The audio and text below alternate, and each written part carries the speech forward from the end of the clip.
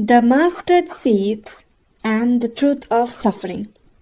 One evening, as the golden sun dipped below the horizon, Gautama Buddha sat beneath a banyan tree, his presence radiating peace.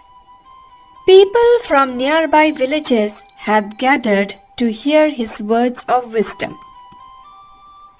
Among them was a grief-stricken woman named Kisa Gotami, her face pale with sorrow, her eyes swollen from endless tears. Clutching the lifeless body of her only child, she fell at Buddha's feet and pleaded, "Lord, please bring my son back to life. You have great powers. Surely you can perform a miracle." The villagers whispered among themselves, feeling deep sympathy for the woman. Some believed that even the enlightened one could do nothing for the dead, while others hoped that he would indeed perform a miracle. Buddha looked at Kisa Gotami with infinite compassion and said gently, "I will help you. But first, you must bring me a handful of mustard seeds." Her face lit up with hope. "Yes, Lord, I will bring them at once." But as she turned to leave, Buddha added, "The mustard seeds must come from a house that has never known death." Kisa Gotami did not hesitate. She rushed to the first house she saw and knocked desperately on the door.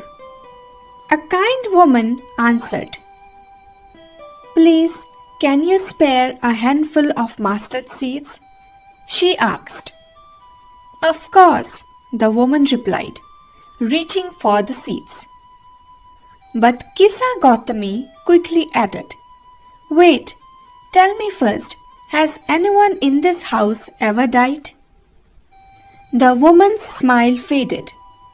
"Oh dear one, my father passed away last year." Kisa Gotami's heart sank. She thanked the woman and moved to the next house. Again she asked for mustard seeds. Again the answer was the same. "My husband died just a few months ago," said one. "My daughter left this world too soon," said another. She knocked on every door in the village, but in every home there was a story of loss. As night fell, exhausted and defeated, Kisa Gotami finally understood the Buddha's lesson. She returned to him empty-handed and fell to her knees. "Lord, I see now. Death is not just my suffering. It is the suffering of all. No house is free from loss." Buddha nodded gently. "You have learned a great truth, Kisa Gotami. Grief blinds us into believing that our suffering is unique. But suffering is a part of life. Accepting this truth frees us from despair."